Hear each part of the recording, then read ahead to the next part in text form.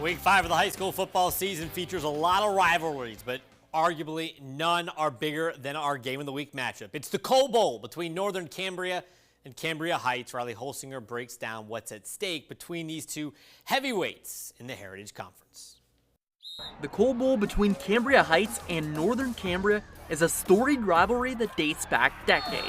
It was really big back in the 80s and 90s, really big. I remember as a child. Over the years, the matchup saw a brief hiatus in the mid-2010s, but returned 2 seasons ago and has delivered some big matchups. Honestly, it's turned into something more than anybody can imagine. In 2022, the Colts eliminated the Highlanders in the playoffs, but after a loss last year, Cambria Heights finally got its revenge in the postseason. The last couple years we played each other twice, and the second time, was the winner got to go to the District 6 championship game. So there's been a lot of stakes at it, and this game will be no different considering the fact both teams are 4-0. With the Highlanders moving up to Class 2A, this is the only showdown they'll have this year, making the stakes high once again. I think a lot of seniors can define their success as a player as to whether they beat Cambria Heights or whether they beat Northern Cambria. So I think this definitely is going to be that game where kids give it a little bit extra each play. The defensive dominance has been evident for both teams, which have been led by All-State recipients Garrett Jasper for Heights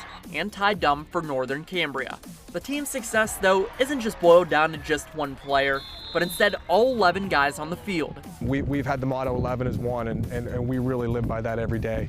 Guys are just really supportive of each other, and that's one thing I'm really proud of. The Colts defense hasn't allowed a team to score in double digits this season and have wreaked havoc with 55 tackles for loss and 15 sacks. Meanwhile, the Highlanders aren't too far behind with 2 shutouts of their own to go along with 48 tackles for loss. You have a lot of guys that have played 3 and 4 years starter, so there's not a lot that surprises them at this point, and that's obviously good for your defense. And there shouldn't be a lot of surprises if this year's Coal Bowl turns into another classic matchup. I expect there to be a lot of people there, probably more people than most of these players have ever played in front of, but definitely a game that's going to be exciting and something to be special. Reporting in Northern Cambria, Riley Holsinger, WTAJ Sports.